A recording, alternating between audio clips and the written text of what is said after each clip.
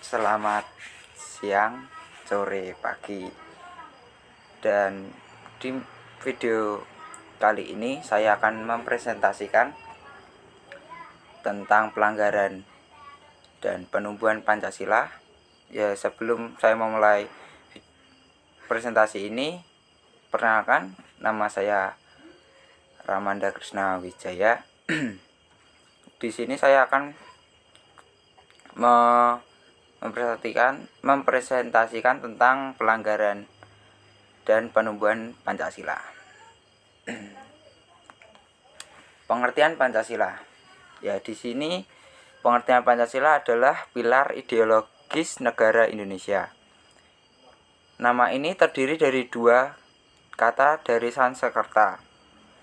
Panca berarti 5 dan sila berarti prinsip atau asas. Pancasila merupakan rumus dan pedoman kehidupan berbangsa dan bernegara bagi seluruh rakyat Indonesia. 5 ideologi ini utama penyusun Pancasila adalah ketuhanan yang Maha Esa, kemanusiaan yang adil dan beradab, persatuan Indonesia, kerakyatan yang dipimpin oleh hikmat kebijaksanaan dalam permusyawaratan perwakilan, dan keadilan sosial bagi seluruh rakyat Indonesia. Dan tercantum pada alinea keempat pembukaan Undang-Undang Dasar 1945. Sekalipun terjadi perubahan isi dan urutan 5 sila Pancasila yang berlangsung dalam beberapa tahap selama masa perumusan Pancasila pada tahun 1945, tanggal 1 Juni diperingati bersama sebagai hari lahirnya Pancasila. Pelanggaran sila pertama, ketuhanan yang Maha Esa. Contoh pelanggaran: kasus penistaan agama, ketidakpercayaan kepada Tuhan.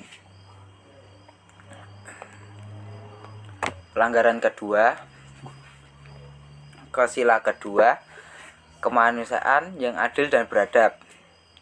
Contoh pelanggaran: kasus tentang membagi tugas kuliah untuk persiapan pentas seni kurang adil bagi sebagian anggota. Contohnya ketika di suatu perkuliahan mengadakan pentas seni, itu kan pasti dibagi tugas-tugas, tapi pembagi tugas itu tidak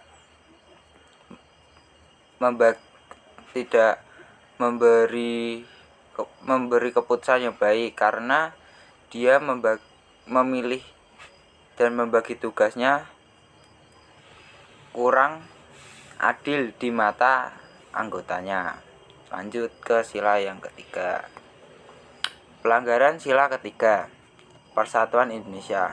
Contoh pelanggaran: membeda-bedakan teman dari suku, ras, agama, dan yang lain. Seperti kalau saya memilih teman, saya membedakan dari suku. Kalau dari suku Papua saya tidak mau, dari selain agama Kristen tidak mau, harus seagama, harus ya seperti saya, harus seperti saya gitu. Itu tidak boleh, karena ya kan di sila ketiga ini persatuan Indonesia, kita harus mempersatukan Indonesia, jadi tidak boleh membeda-bedakan sesama, seperti itu. Lanjut ke sila keempat. Pelanggaran sila keempat, kerakyatan yang dipimpin oleh hikmat kebijaksanaan dalam permusyawaratan perwakilan. Contoh pelanggaran seperti jual beli penjabat. Seharusnya hal ini tidak terjadi di Indonesia, karena rakyat berhak memilih dan dipilih. Karena setiap ada demokrasi kan banyak seperti partai-partai politik melakukan serangan fajar atau membagi-bagikan sebagian, entah itu uangnya sendiri atau bukan, ya saya kurang tahu, itu membagikan untuk sang pemilih agar memilih dia sebagai, contohnya sebagai wali kota atau pemimpin atau gubernur atau yang lainnya atau presiden juga bisa. Tapi di situ kita jangan seperti itu karena itu tidak baik dan itu termasuk tindakan yang ya kalau saya bilang pemaksaan ya kalau saya bilang, tapi kalau yang lain coba nanti ditulis di kolom deskripsi. Pelanggaran sila kelima ya. Keadilan sosial bagi seluruh rakyat Indonesia. Contoh pelanggarannya, ini ada seorang nenek yang dituduh mencuri kayu jati. Hanya karena mengambil kayu yang tidak seberapa, tapi dihukum 1 tahun penjara dan denda 500 juta. Dan sedangkan sekarang banyak koruptor yang mencuri uang rakyat ya. Dan hukumannya itu seperti tidak setimpal lah dengan apa yang mereka lakukan. Karena banyak koruptor yang di Indonesia ini contohnya masih hukumannya kurang setimpal lah dengan perbuatannya. Seperti penjaranya sekarang ada penjara koruptor itu malah sekelas bintang hotel bintang 5 karena di sana mereka di sel sendiri-sendiri. Ya seperti ada TV ya, seperti untuk ke ya seperti kalau di rumah sendirilah seperti itu. Ya kita lanjut untuk slide ke berikutnya. Ini di sini cara menumbuhkan nilai Pancasila untuk generasi milenial saat ini. 1. Menumbuhkan sila ke-1. Rajin untuk beribadah, menjaga silaturahmi antara agama lain, menghormati teman lain ketika beribadah. Ya kita harus seperti itu karena kalau tidak seperti itu pasti negara kita bisa terpecah belah. Karena kalau kita memaksakan setiap orang harus masuk ke agama ini atau mengharuskan semua ikut agama ini kan semua tidak bisa. Di Indonesia kan ada 6 agama yang boleh dipilih oleh rakyatnya sesuai kepercayaannya masing-masing. Ya biarkanlah mereka memilih kepercayaan mereka. Kita harus menghormati kepercayaan mereka, keputusan mereka, dan jangan sekali-kali kita membuat onar atau meremehkan agama lain. Seperti itu untuk sila pertama. Menumbuhkan sila kedua, menjadi seorang mahasiswa dengan jiwa yang mempunyai rasa kemanusiaan dan rasa keadilan kepada sesama. Jadi di sini kita sebagai mahasiswa atau kita sebagai orang Indonesia, kita harus punya rasa kemanusiaan dan rasa keadilan kepada sesama. Karena apa? Karena kalau kita tidak mempunyai rasa kemanusiaan, kita tidak peduli siapa teman saya, semuanya seperti itu, atau siapa dia. Dan rasa keadilan, kita harus bersikap adil, entah itu dalam kita mengerjakan tugas atau yang lainnya. Dan ini yang ketiga, menumbuhkan sila ketiga, mempunyai rasa toleransi terhadap suku, ras, agama, dan adat istiadat kepada sesama manusia. Kan di sila ketiga ini persatuan Indonesia. Ya kita harus menjaga erat persatuan Indonesia ini. Karena kalau semua terpecah belah kan malah kita yang bingung sendiri. Di sana ada perang. Kita kalau hidup itu nggak enak gitu loh. Kalau seumpama kita tidak bisa menjalin rasa persatuan ini. Ya, lanjut untuk menumbuhkan sila keempat,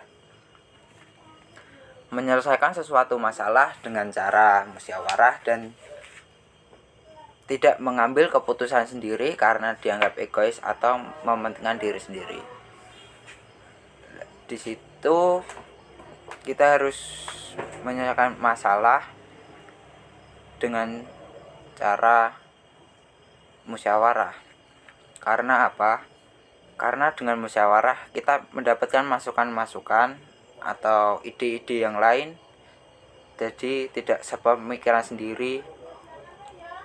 Jadinya semama ada masalah itu menyelesaikannya lebih plong kalau kita diselesaikan dengan secara bersama, tidak dengan ego-egonya sendiri-sendiri. Karena kalau mementingkan egonya sendiri-sendiri kan itu malah memperpecah belah kita. Jadinya malah ada seperti kayak bahan rasan-rasan di belakang, atau kita diomongkan orang di belakang, itu pasti ada kalau kita tidak musyawarah atau suka mengambil keputusannya sendiri. Seperti itu. Sekarang menumbuhkan sila kelima. Menumbuhkan sila kelima, menumbuhkan rasa sosial terhadap semua masyarakat. Ya, di sini kan sila kelima, keadilan sosial bagi seluruh rakyat Indonesia. Di sini kita harus bisa menumbuhkan rasa sosial, seperti